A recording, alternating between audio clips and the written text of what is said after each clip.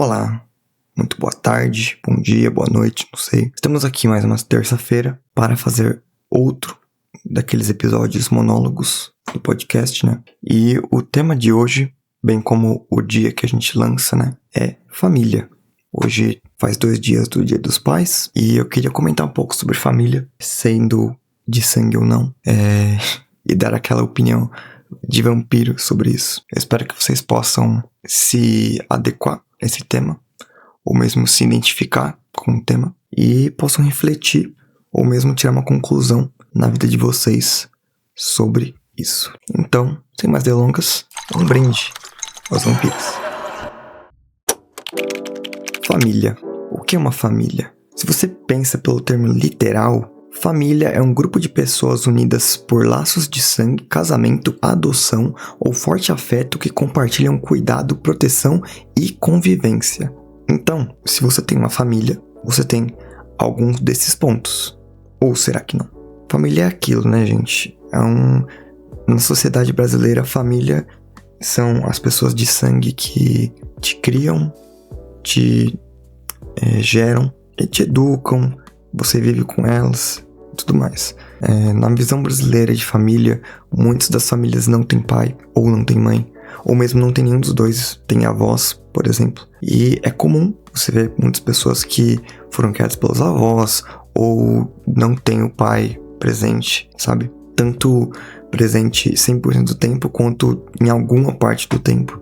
Então família é algo muito fragilizado ultimamente. Dentro de uma família você tem muitos problemas. Você tem problemas de convivência, problemas que regem por conta da idade, por conta da sociedade em que a pessoa viveu, a diferença de gerações, né?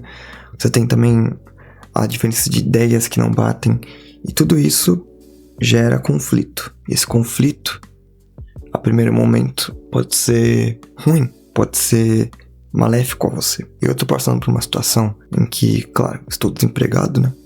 Fazendo alguns trampos de publicidade, de freelances e ganhando um dinheiro, uma coisa que eu consiga dar um andamento na minha carreira. E faço esses vídeos, faço podcast, faço tudo isso. E minha família não concorda. Não é que eles não concordam, mas sim que eles queriam que eu não estivesse em casa, que eu não estivesse aqui fazendo vídeo pra vocês, que eu estivesse seguindo uma linha de trabalho CLT, me fudendo, trabalhando 6x1 ou qualquer esse tipo de coisa. A visão de pais um pouco mais antigos sempre tende a ser essa coisa de trabalhe no CLT, na coisa mais padrão possível, terno, gravata, coisas assim. Não faço tatuagem, não faço dentes de vampiro. E a gente sabe que hoje em dia muitos da indústria, dependendo, tá mais aberta a esse tipo de pessoa e tá mais aberta a trabalhos não tão iguais, né, antigamente, não tão CLT 5 por 2 presencial, das 9 da manhã às 6 da tarde, etc. Muitos dos trabalhos exigem que você trabalhe híbrido ou home office, ou sei lá, das 2 da tarde às 11 da noite, e tá tudo bem, mas a família antiga não leva isso em consideração. Essas coisas que você trabalha de casa, acha que você tá perdendo tempo, acha que você tá fazendo nada. Aquele trabalho que você trabalha PJ, que você trabalha sem ser registrado em si como pessoa, né? Eles falam que isso aí, né, não serve de nada, isso aí é perder tempo e tudo mais. E é difícil lidar, né? Sei como é. Eu tô passando por isso agora, né? Então eu mais do que sei como é difícil lidar com isso. E o fato é que família é difícil. Esse é o ponto principal. Uma família, como diz a definição, não é o que eu acho sobre família. Família, pra mim, são um grupo de pessoas que tem um forte laço de afeto. Não necessariamente laços de sangue. Porque laços de sangue não geram afeto, necessariamente. Muitas vezes tem. E muitas vezes as pessoas têm tendência a tentarem ter afeto ou forçarem afeto por laços de sangue, ao invés de tentar só sentir, sabe? Às vezes pais e mães não sentem afeto e tentam fazer isso porque é obrigação. Laços de sangue não necessariamente provém afeto. Genir, dar luz a alguém, não necessariamente traz aquele afeto. Eu não digo que não traz, digo que não necessariamente. Existem muitas mentes diferentes muitas vivências diferentes que alteram necessariamente nosso cérebro e fazem com que a gente tenha sentimentos diferentes por coisas diferentes, e cada pessoa é diferente. E a gente não pode julgar isso. Muitos dos afetos que recorrem ao bebê quando ele nasce não são necessariamente afetados assim no nascimento, e sim na convivência. Um pai pode não sentir um afeto de imediato, mas sim ao cuidar do filho, dar valor nele, ao ter relações pais e filho, ter eventos ou memórias que geram aquele afeto, e por isso o afeto nasce, e não necessariamente por você ser pai ou filho de tal pessoa. Tudo isso é criado e cuidado, porque um afeto, ele só continua se você cuida dele. Se você continua dando amor, se você continua dando afeto, se você continua sendo uma pessoa que bate as ideias e que tem aquela relação, seja qual for, com a pessoa. Uma família não é diferente. O pai e a mãe, eles deram muita coisa pro filho, o filho tem muitas memórias e por conta disso o filho tem afeto. Só que um afeto com um teto limite. Se, por exemplo, em algum caso, um pai deu muito afeto pro filho e depois foi embora, o filho vai continuar sentindo afeto pelo pai, tristeza também, mas afeto por muito tempo. Só que vai chegar um momento em que a parte ruim vai sobressair a parte boa, e nisso pode gerar uma falta de sentimento ou mesmo uma aversão. Existe algo chamado teoria do apego, formulada pelo psiquiatra e psicanalista britânico John Bowlby. Eu vou ler aqui para vocês um trecho. O Bowlby mapeou a reação da criança diante de interrupção de afeto em 3 fases. O protesto, quando a criança chora, desespero, quando a criança perde a esperança de reconexão imediata, e o desapego, que, se a ausência emocional ou a rejeição persiste, a criança ativa um mecanismo de defesa psíquico em que ela reprime a necessidade de afeto e passa a demonstrar indiferença, frieza ou aversão e rejeição ativa ao reencontrar o progenitor. Em relativo a isso, Mary Ainsworth experimentou também um padrão que se chama padrão de apego evitativo. Ela identificou que, se o progenitor é incansavelmente insensível, rejeita a própria prole, a criança também aprende que demonstrar vulnerabilidade gera rejeição. E como resposta adaptativa, ela acaba suprimindo essa necessidade de afeto e sendo autossuficiente. Segundo o que diz pesquisas subsequentes, no nível neurobiológico, diz que esconder essa indiferença, gerar essa indiferença, esconde altos níveis de cortisol e estresse. Mas esse nível de cortisol e estresse é melhor à mente do que a frustração de ser rejeitada pelo genitor. Outras referências complementares podem ser vistas no drama da criança prodígio, de Alice Miller, e Experimento do Rosto Neutro, de Edward Tronick. Mas o que tudo isso significa? Afinal, significa que a junção de atos de aversão ou falta de afeto pode gerar, tanto numa criança quanto num ser mais adulto, mais desenvolvido, uma rejeição pelo genitor e, consequentemente, altos níveis de estresse, o que muita gente hoje em dia tem, e que talvez seja por isso também. E tudo isso serve para complementar a ideia de que eu passo que família não necessita laço de sangue. Muitas vezes uma família pode ter muitos problemas, seja o pai com a mãe com o filho, o pai com o filho, vice-versa, triangulação, coisas assim.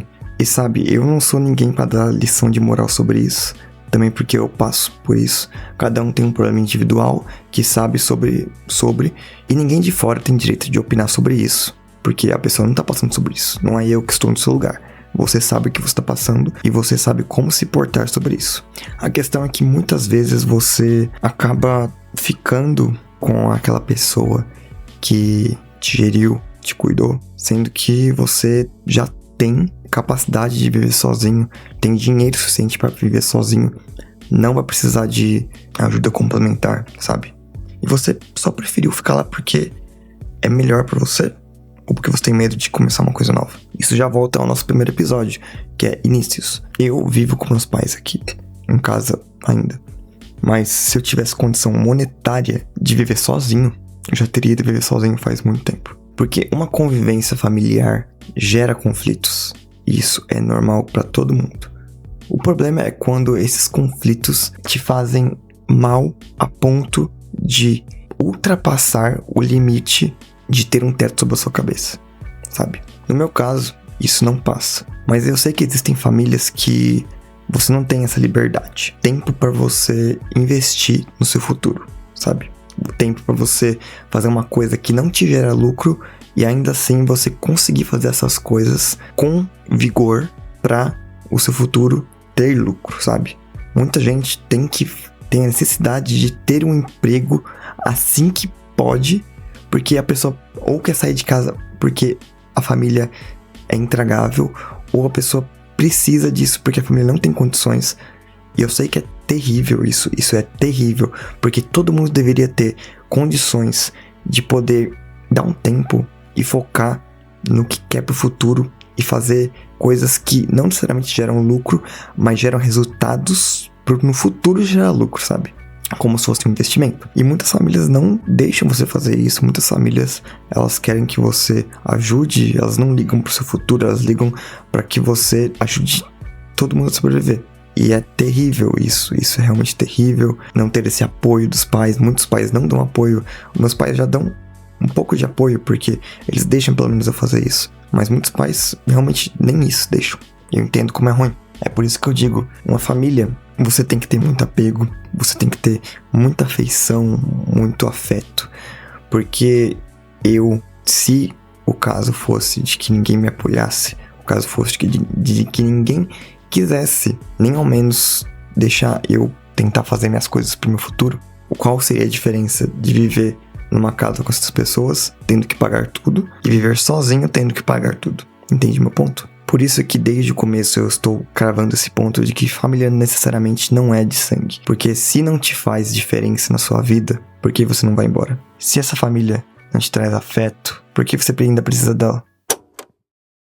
Depois de toda essa reflexão, vamos para a parte boa, né? A parte mais divertida. Família também pode ser divertida, convenhamos. Pai e mãe, mesmo enchendo o seu saco, eles ainda são pai e mãe. Ainda tem aquelas coisas que você ri deles, que você ri com eles, que você faz com eles, que vocês gostam. E é isso que gera uma família feliz. Nenhuma família é feliz de verdade. Você sabe disso, eu sei disso, todo mundo sabe disso. Não existe família feliz. Existe família mediana, porque todo mundo tem briga. Só ninguém mostra, né? Essas coisas. Famílias no geral são cheias de problema, cheias de coisa que são entre elas e ninguém fala, porque não convém falar sobre coisas de casa. Ninguém quer falar, tipo, olha só, o meu pai teve problemas na privada e, sabe, esse tipo de coisa. Ninguém quer falar esse tipo de coisa. As pessoas querem contar vantagem ou falar de coisas cotidianas que não geram, na verdade, vergonha alheia, sabe? Tem um acontecimento aqui muito bom que sempre acontece, que é o meu pai. Meu pai, ele é uma pessoa muito única, sabe? O meu pai, ele é uma pessoa que é individualista, mas ele é bem responsável, ele trabalha, ele faz tudo. Ele é um cara bem da hora, fora a mentalidade né? Teve um certo dia que foi eu, ele e minha mãe no mercado e teve aquelas promoções de siga as pistas aqui, veja uma TV. Eu e minha mãe, tipo, a gente não acredita nessas coisas, em promoção e tudo mais, a gente é muito cético sobre essas coisas. Meu pai, tipo, TV. Aí, tipo, ele e a manada de pessoas correndo pra um lado e pro outro pra pegar o cupom de TV. Quando ele conseguiu pegar o cupom era só de 10%. E ele é muito mão fechada, ele é muito sovina, né? Tipo, ele...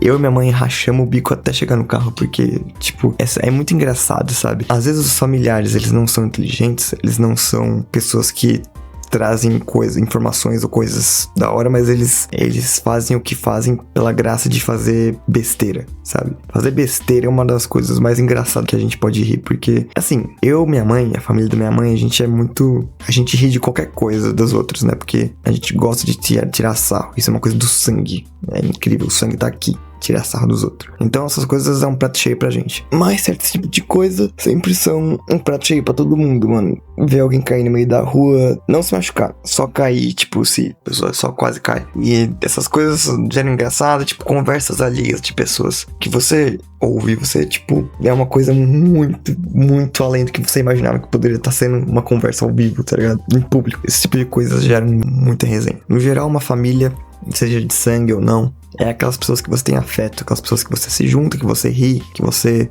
cuida, que você quer o bem. Então, se você tem uma família que você sente afeto, mesmo sendo de sangue ou não sendo de sangue, cuide dessa família, porque, sabe, são poucos as pessoas que a gente considera família, são poucas as pessoas que a gente considera dignas de entrar dentro do nosso coração e dar uma adaga pra pessoa e falar: toma, essa adaga aqui, você tem o direito de me apunhalar se quiser, porque eu estou te dando essa liberdade. Não no sentido literal, mas quando você tem uma família, você tem um afeto por uma pessoa num nível familiar, você tem essa sensação de abertura que é bom e ruim. O ruim é que se essa pessoa te trair, vai doer muito. Muito, muito, muito, muito. E o bom é que se essa pessoa te trair, vai te trazer tantos prazeres. Um dos problemas que eu tenho muito recorrentemente é o fato de não confiar nas pessoas. Inclusive, eu tenho diagnosticado hipervigilância social. Então, já é uma coisa que, sabe, pega muito. Meus psicólogos e psiquiatras dizem que paranoia, tá num nível que eu posso ter paranoia, mas nada diagnosticado ainda. Então, eu vou só deixar pra lá. Mas eu sou uma pessoa que é difícil já confiar em alguém. E ainda mais pessoas, tanto de afeto quanto romanticamente. Quando eu digo pra uma pessoa que eu amo a pessoa, quando eu digo pra pessoa, fala, eu te amo. Nossa, eu até sinto coisa de falar essa palavra.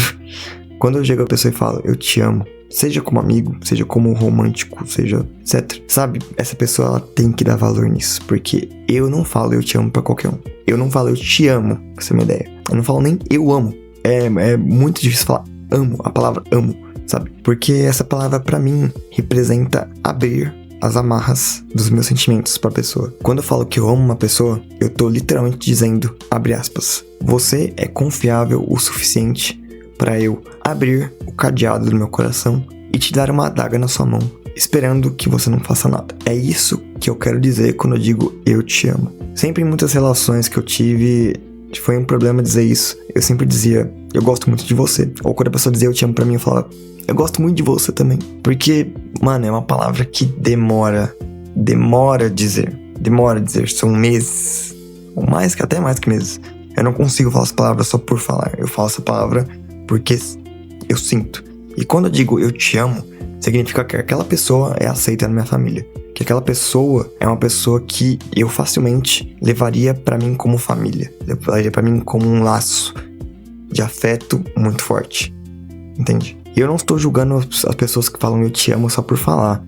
É que eu sou uma pessoa com muita fé. Uma pessoa que segue tanto religião quanto um estilo de filosofia em que a sua alma, o seu sentimento, tudo se interconecta com o universo e com as leis do destino ou o que quer que seja, com suas decisões. Então, pra mim, o significado de cada coisa é muito forte.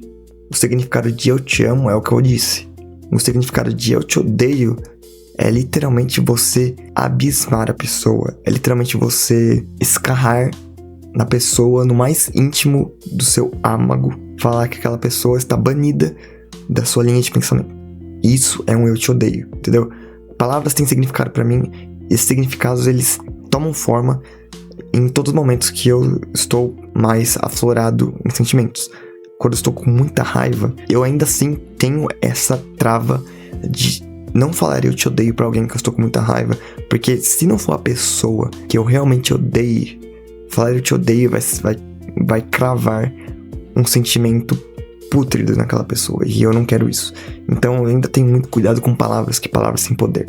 Palavras têm poder e palavras fazem diferença na vida das pessoas e na vibe energética delas e na minha também. E tudo isso influencia em como uma família funciona. Porque você dizer certas palavras para uma pessoa que você considera família acaba gerando aquela, sabe, aquele mau espírito, aquele peso, ar de negatividade, sabe? Você sabe como isso funciona.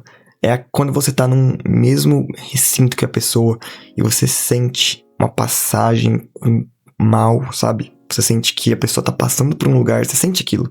A pessoa passando por um lugar, emanando maus pensamentos pra você. Ou você tá num mesmo recinto em que o ar tá pesado. Você sente quando o ar tá pesado ou quando ele tá leve. E essas coisas, elas geram más interações com a sua família ou se você tem muita facilidade de ter conversas profundas, essas conversas podem ajudar a aliviar o clima. Mas a questão é que uma família é uma coisa que você escolhe ter, você não tem. Sua família, tira isso da sua cabeça, que a sua família de sangue é a sua família. Se ela não te faz bem e se não te traz nenhum tipo de afeto, aquilo não é uma família, aquilo é uma prisão que você está se dando por conta de laços de sangue. Você tem que honrar o seu sangue, mas não necessariamente você tem que aguentar dele. Se não te faz bem em nenhum dos âmbitos da sua vida, você tem que criar uma família para você. Não de sangue, mas de laços, de afeto e de positividade. Pessoas que fazem sentido com você. Porque nem toda família de sangue vai fazer sentido com você. Por isso que muitas famílias de sangue são de 3 pessoas, 4 pessoas. E não uma família de tipo 90 pessoas. Porque quanto mais gente, mais liberdade ao acaso você dá pra acontecer algum tipo de merda. Porque é o que dizem. Sabe quando falam que você consegue contar nas mãos o quanto de amigos que você tem de verdade? O mesmo se passa pra família. Só que menos ainda. Em vez de ser 2 mãos, acho que em uma mão, o máximo que você consegue contar um quanto de pessoas com a vibe família que você tem na sua vida. Então, quando você encontra alguém que você denomina família, que a pessoa te denomina também, que vocês vivem juntos, têm um afeto muito forte, que vocês têm essa conexão, não deixa isso cair, sabe, por terra. Cuida, porque uma família não é nada mais do que você cuidar. Se você não cuidar daquilo, aquilo vai se acabar. Como tudo se acaba. O amor acaba. A amizade acaba, muito por conta de períodos da vida que não fazem mais sentido pra você. Então é normal acabar o amor, acabar amizades, mas família é uma coisa que você leva pra você intrinsecamente, uma coisa que você vai levar pra vida inteira. É isso que é ser família. Então se você não cuida da sua família, você vai perder. E sabe, perder família de verdade dói, e dói muito. E é com essas palavras que a gente encerra o nosso podcast. Espero que essa reflexão venha para você de forma positiva, você consiga refletir sobre o que acontece na sua casa, o que você considera família e que seja bom para você nas suas decisões e em como você vai tomar o rumo do que você gere como família. Por fim, um feliz Dia dos Pais a todos os pais, que teve agora esse Dia dos Pais. Espero vocês na próxima semana, quando eu já estarei um ano mais velho já. Espero que vocês possam rever os antigos episódios e ver os próximos também. Um beijo pra vocês e até a próxima.